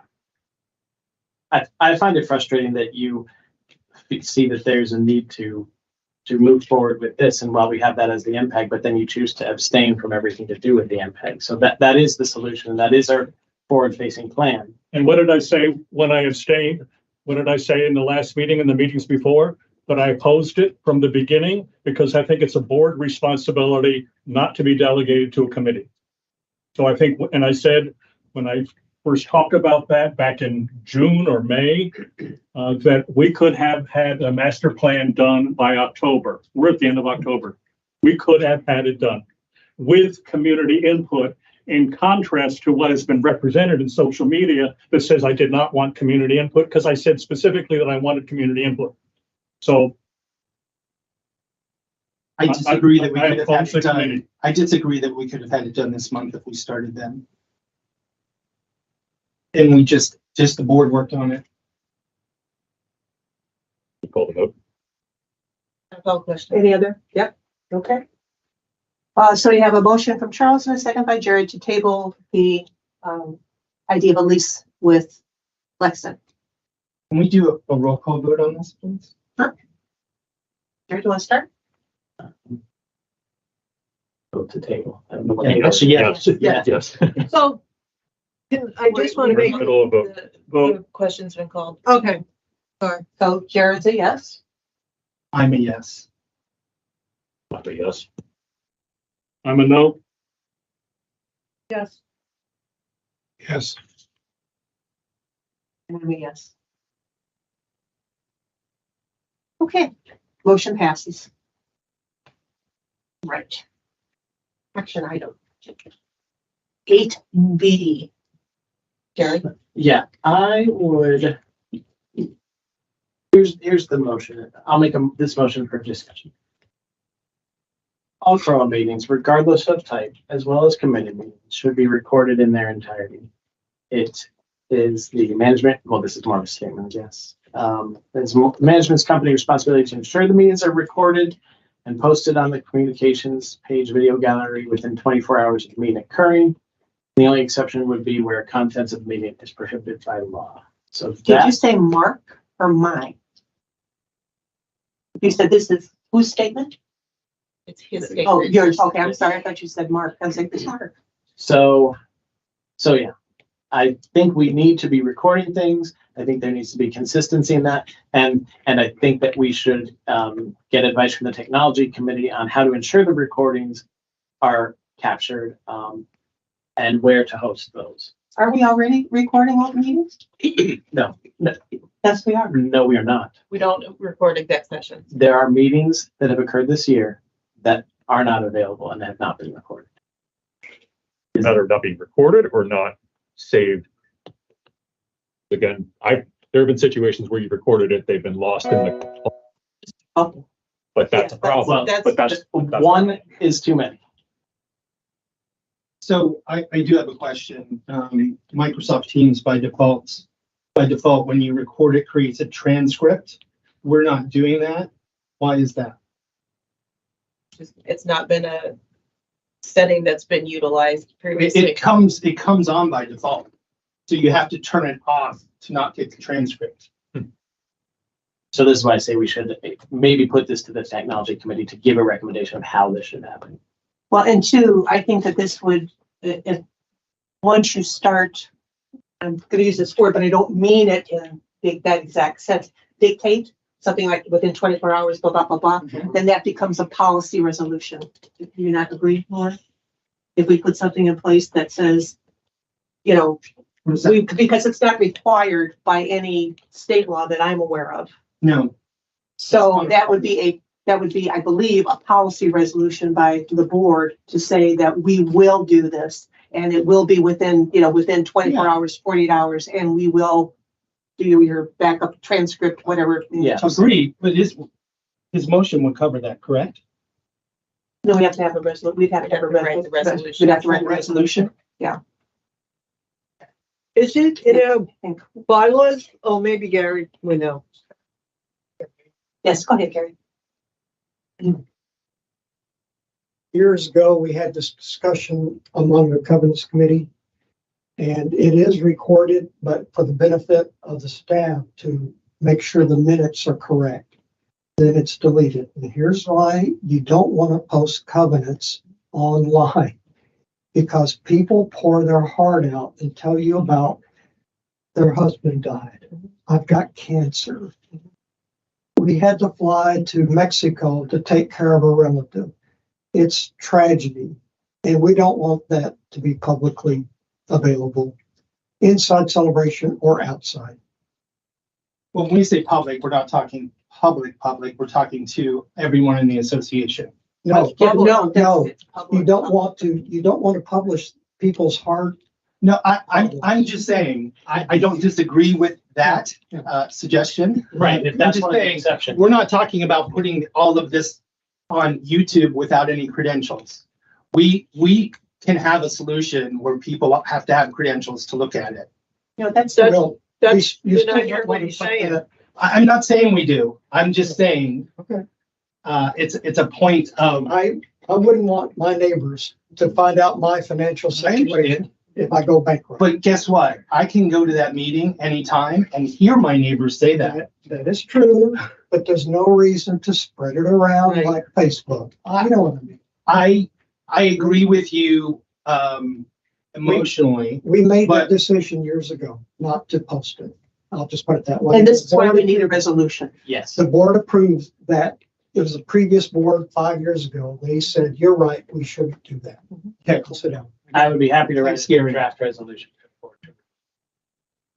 Thank you, Jared. Do you want to table your motion? Yes, I'll table the motion.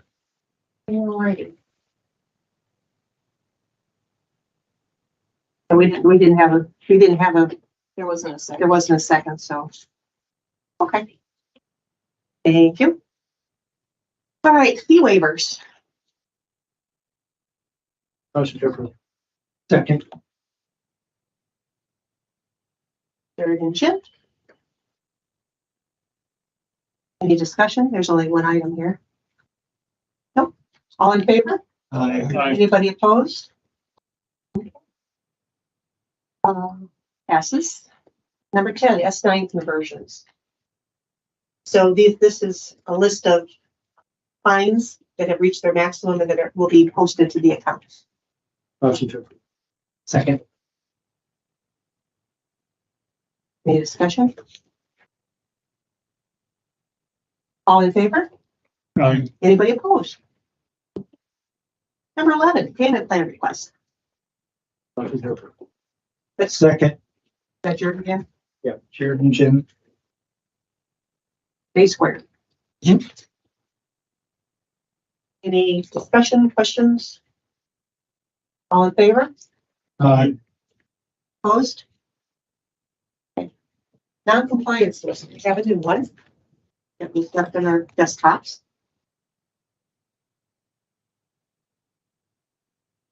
Motion to approve. Second.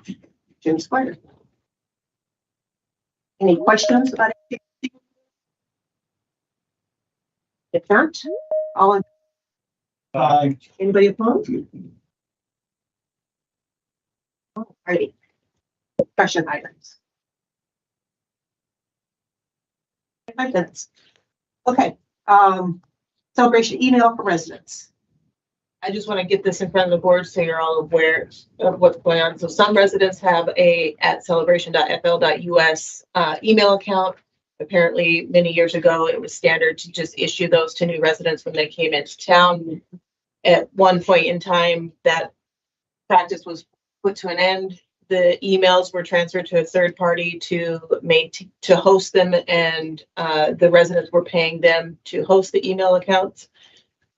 That business went closed and the emails came back to town hall, but the residents haven't been billed for the cost of the licenses for those email accounts.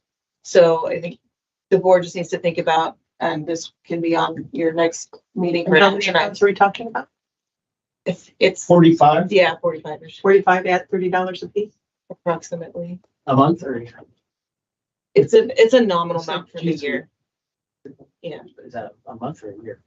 it's a year. Okay. It's a year. Like Yeah. it's a small. Yeah, exactly. Yeah. But it just, I mean, it's a benefit that's getting Yeah, this, booked to CROA, but it's I mean, for a small set of residents. But I just wanted to put it out there. this is a tough one. As we work to implement the move to the cloud with our email and have it as a, as a corporate entity, basically.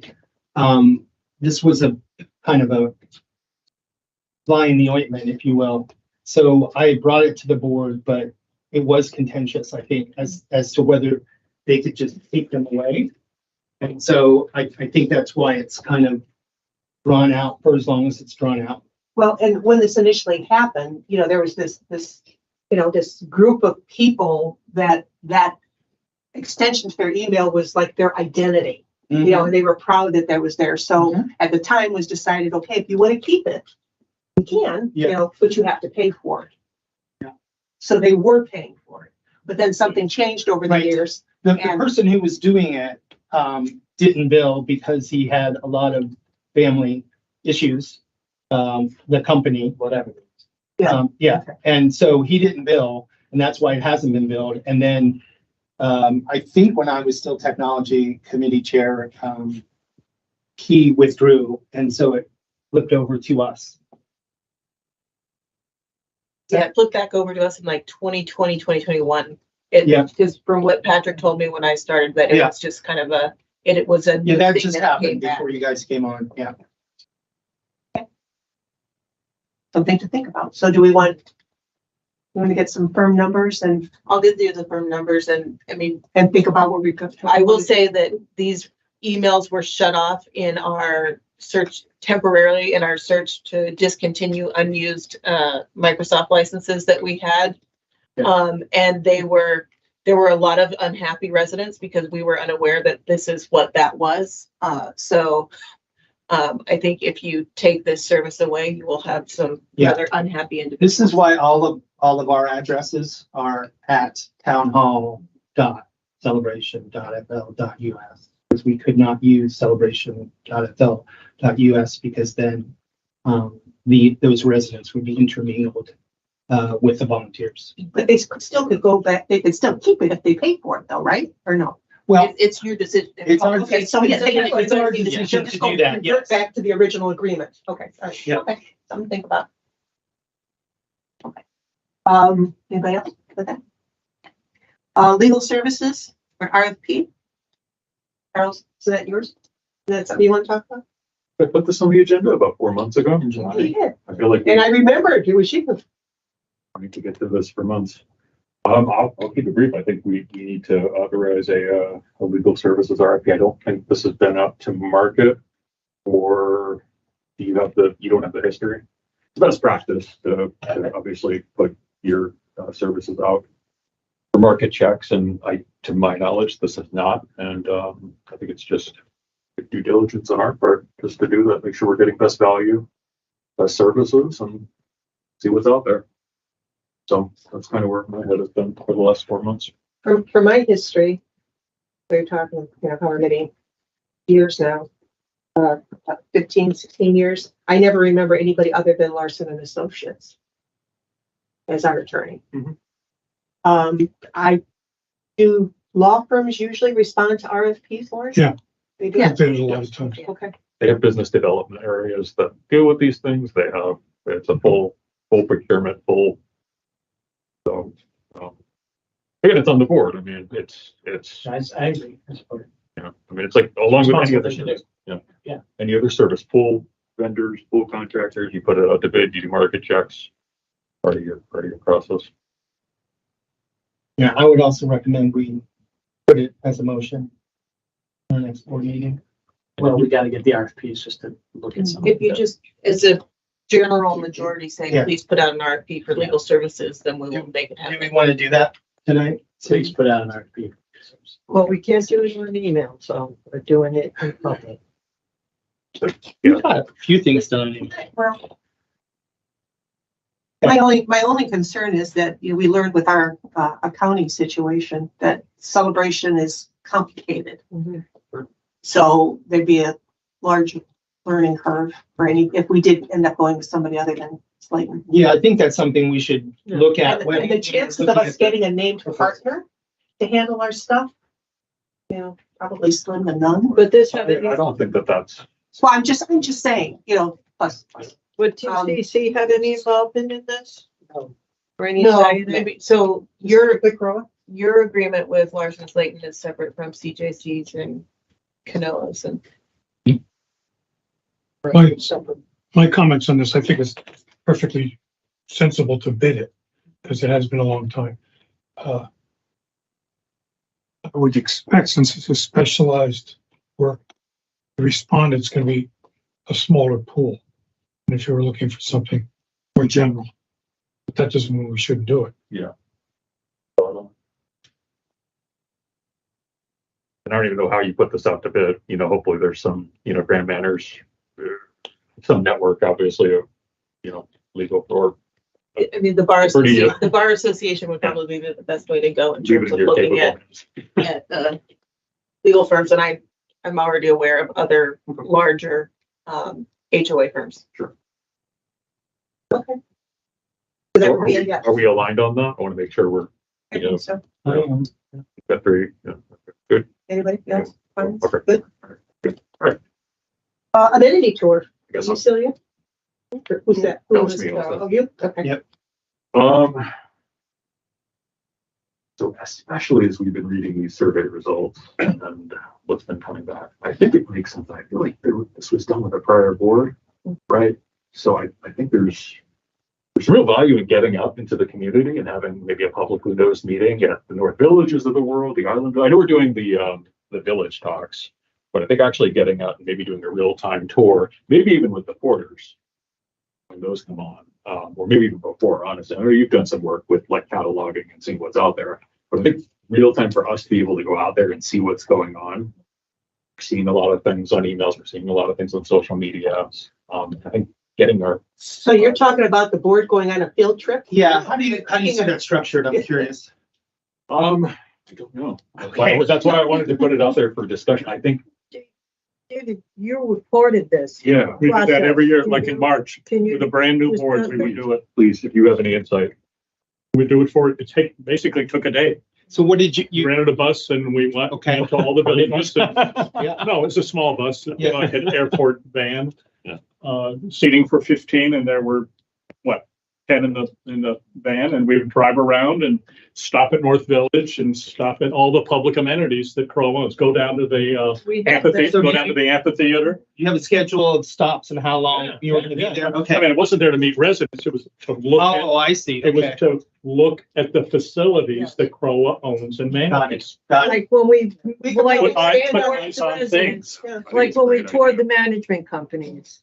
Yeah, but that was, Expand on it. that was a 3-hour tour. Yeah, but it was 3 hours because we stopped at a lot of places. That can really be Well, And but I then- don't and think then that's go down and walk around and look. I don't think you would want to condense it, because Exactly. if you're No. talking about the board actually getting out there and seeing what we're seeing every day, then I think the board has to get out you and have to all get the out stuff. and all the Right. stops, look at every But part, look at all the issues. every passive park. But I every guess to your Yeah. point, for all of those times we did that, we did not stop. I mean, at parks, Mhm. we drove around Long Meadow and Hippodrome and so forth, but we really didn't stop at the parks and say, look at the problems with the grass, or look at how decrepit the fountain looks, or in front of Heritage, how it looked, or at Founder's Park, and so forth. So literally all the CROA owned facilities, I mean, just grow it to the parks. I mean, which we did not do historically. So how do we legally do that? The Publicly stuff- notice. No, We didn't have to notice it. You pick a day that you can Follow the CROA bus. Well, holiday. I think I know it's important to the community, but I think we need to focus the 7 of us on this tour and not have an audience that's gonna, and nothing against residents, but we need to focus on this tour, the 7 of us. And It's eyes on facilities, yeah, eye it's not our eyes. on what we own. We can't, otherwise it may be a 3 or 4 day tour. The reason why I'm also, and this ties nicely in with the survey again, where we went through the exercise of the kind of the low hanging fruits, the middle of the ground stuff, and then that stuff that requires a lot of, this is easy. We just schedule this, we go out there, we got to fund, funding for a bus, or we use our own cars or whatever. I think we may. And some people use their cars because they had to leave early, or What was your concept to have residents available? Open to residents? I think residents should be there, so we can talk with them real time. Well, we can tell them that at so and such a time, we will be at, let's say, for instance, Heritage Hall. Yeah, that's we what I had mean. to call for Yeah. 20 minutes. Yeah. Have it open. 20 minutes. Yeah. I don't have any pride of authorship on this. I wanted to put this out there, and we all just try to, because speaking for myself, I see all this stuff, I read it, I see the emails, the Facebook stuff. Unless you're actually out there in the field, you really can't appreciate it. Like, You really can't. And even things like voting on this, just to be candid, like I don't, we have to just trust management, but we also want to go out and look at it. We should go out. I see value of us all being on the same bus, then we could be talking about it as we're going by. and Rather than getting back together and saying, hey, did you notice this, or did you take notice notes that, as or we're blah, blah, blah, going, blah. take pictures if we have to. I will add that, maybe also involving the master plan advisory group individuals, because then we know that they've actually put eyes on everything they're about That's a good to idea. develop. So we need a bigger bus. But what it also Need a does, bigger bus. but what it also does is We need a bigger boat. it Yes. puts all the board eyes and management eyes together. So things that you see that we don't, or that we see and you might say, oh, I hadn't seen it that way. Or that, again, Jeffrey, with your new set of eyes. Definitely not that. You do? I assigned one to inspect everything already. He did. So timeline would just be like, what do we, especially as we start getting we just approved the budget. So what do we have going on for the rest of the year? This is probably an opportune time to start getting out and looking at it while we have some clear agenda space. So do you want me to just offline? I'll ask for dates from you guys. Maybe like in 3 weeks. The other thing you might is, Or your If you- December if- workshop could be this. well, but if you, That would be good. but if you looked at the different amenities and how much time you might want to spend. Like you'd probably spend more time at Lakeside or Heritage than at the amphitheater, just for, but so to kind of sketch that out, is that a 3-hour thing? Is it 4 hours? Is it 6? I don't know. Work with Brian and Celia, since Celia led Yeah, the. you did 6 of those tours. Do you and think we that's set what up- would be practical, Gary? Yes, but we didn't stop at every location. So Right. If you stop at every location, like here, and then you start talking, Mm-hmm. guarantee it'll be 4.5 hours. Right. Yeah. And you didn't go by every property. Not 4, not 5, but 4.5. When you've got Island So- Village there too, so. We Look, did go down to yeah. Island Village. Yeah. So we did go down to. But it's been Island Village. developed a lot more since. Yeah, I know. Yeah. So I'll work with Celia and Brian on a proposed tour schedule, and for your December workshop, plan on doing this. Can everybody spare a day? Will you be away? Depends on when. Let's throw some dates out. Are we doing during the week? Yeah. Why? I mean, we're gonna have to, if we're involving the impact, we need to look at that schedule as well. I agree, we need to discuss this, but I think we should just leave this as, we'll discuss this over email. Maybe. We- Throw some dates. Throw it off email. It could be our December workshop, but that also could be on a weekend day. As much as I love being on the board, I'd rather not I'm gonna. pay by taking a day off to do this. Can't you get sick? I could, that cost me as well. It's only so many personal days. They didn't do unlimited. So, and then the work doesn't stop, as you well know. Sure. Right? It's still there when you get back. But Lauren don't work on weekends and Jeff. I think this would be an exception where we do this. We wouldn't ask her to work on Saturdays from here on, but this is an exception. Like Founder's Day on the weekend. Can we just throw some dates out? And we'll play I'll throw some dates out, and the MPEG should It's be mid-December. We at can do least have caroling one too. thing, and we can incorporate them into the dates. Yes. So, and some of it could be, you video, someone could be videoing what we're looking at. Someone can't make a portion of it. That's all. Thank you. Public six. Lakeside Chargers. Who's that? What's the question? I don't know. When did they? Somebody come want to out? discuss It it? was Celia or Jared, but Both of us were talking, I I guess we think did the the whole tech thing. committee's been talking about. Yeah, that. so, yes. We do not own the chargers. And we're not responsible for the maintenance of the chargers. But at any time we want, we could take responsibility of both. Who owns them? Duke. They still own them? Yeah, and until we ask to own them, they own them, and they're responsible to maintain them. What's in it for Both us? types? Percentage of them. Yeah. Your percentage of them. Do we get money from them?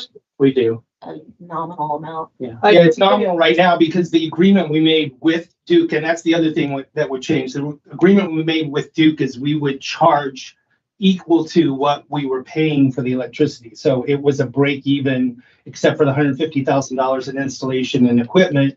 It was a break even decision. So we all agreed that we wanted to get rid of the 2 low speed chargers. I'll agree, but yeah, that was one of the things that we were considering. Yeah. Is to get rid of the, but some people, there's a lot of usage out there. I'd like us, I don't know. Yeah, You it's a feel lot of comfortable sending uses. it? Do you feel comfortable sending us back to the tech committee and get us data on usage? I did that when I did the presentation. I I provided. know, I don't think you did. I think Yes, you you got that did. from Jose. I did. He did. Well, and where else would I get it from? He did it in detail, Jim, but there is Who a else lot of would provide that usage. data? There's a lot of usage, but it's not necessarily. Yeah. No, It's people that are coming into our Lakeside facility using it that don't live in Celebration. I thought CCDD said something about maybe taking them and putting them someplace. Yeah, else. I'd like to talk with them a little bit more. Yeah, there was some interest in being able to take them, and I'd be happy to do that. So can the technology committee come back with something on this? I'm asking if you want the technology committee to work on this. We have 4 proposals from Duke with maintenance, We can take ownership, we can charge wherever we want to make a profit, because like right now you said, they're low Well, charge. hold on though. One of those options is to remove them. Yeah. That's got to be one of the options because that's what we were trying. No, we have that's to, the goal here. we would have to take ownership of them and remove them ourselves, Okay. right? I spoke to Greg about moving them. Greg offered up, CCD offered up 2 locations where they would move them. They're not going to pay for it to be moved, but they would offer up Stetson or by Columbia. Figured that. But it's going to be tens of thousands of dollars to move. Yeah, but not to remove them. Half of that will be removing. No. Maybe. Well, It's possible. We need to get closer. you guys, right? yeah, you guys will figure that out. Yeah. Can you get some numbers on that for us too? Yeah. Thank you. Appreciate it. Okay. All right, moving along on that. Airbnb rentals, Oh, thank you. But that was a Jared ask. Yeah, but can't do anything. What do we do? I mean, We do a sweep monthly to see if we can find anything. But the biggest thing is when residents see people frequently changing in a house is the biggest idea, because it's really hard for us to, people are smart and they don't put the exterior picture of the home on Airbnb or Verbo or whatever. when I asked to add this, there was a lot happening that time and I heard it from like 6 different residents at the time. I think that those were addressed. So this may not. Yeah, they did get violations. Here's my Oh, they did? Okay, so then that addresses it. Here's my question. Is that an immediate fine as opposed to one that those days before it gets resolved? Is it just a set fine that's immediate? Is it work the same way as all other fines? Yeah. We had a couple of them Yeah, I don't last like year on covenants. We had a couple during covenants. Yeah. Call them and say cease and desist. We also call we don't call the owner, but we also call the company and say, this is not allowed for our CCNRs, and they remove it from the site. And it's removed from the site as soon as possible. You don't wait for a 14-day covenant. Right, but people book months in advance, so there still could be activity there. Too bad. And I'm just wondering how we're monitoring that and potentially fining people who break that rule. You may want to consider a communications campaign if you haven't, like in the magazine. They've been doing it in the Monday Matters, but Keep doing it. I mean, we'll just keep doing It's it. muscle memory. It's Keep been there doing for it. years. Keep doing it. We hired a company at one point, Yeah. searching, Hired a- actually searching for it. Company hired a third party to look at it every week. David remembers. And at some point, they kind of like quit working and you were paying them money for not doing it. So I went back to Covenant staff and they do a good job of browsing the internet, looking for it. And our neighbors do a good job of finding their neighbors. Our neighbors do. Okay, over, almost. Jared, Website. yes. So website is fixed. Yes. It is at .fl.us. Goes directly to .fl.us. That is the new site that should be mostly fully packed up with documents. To my knowledge, yes. Okay. They're still backfilling some older items. So for those of you out there, who like to check check for 404 errors for us. Yeah. So what I just don't understand and what I've been trying to figure out and what residents are asking is, how did we even get a -fl.us? That was never presented to the board as, hey, this is something we're thinking about doing. Heads up, this is coming. That was never discussed with the board. Where did that come from? So when Freshie Sites was ready to go live with the newly rebuilt version of the website, and we discovered there were issues with figuring out where the registrar and who owned the DNS and all of that fun stuff, and it was taking longer and longer and longer. We were concerned about continuing on with the older site and the 404 errors and the other issues with that site. So Jose and I, just out of an abundance of caution, in case we could not figure out this .fl.us ownership, purchase the -fl.us web domain, just as a last ditch effort, as a extreme plan ZZ to do.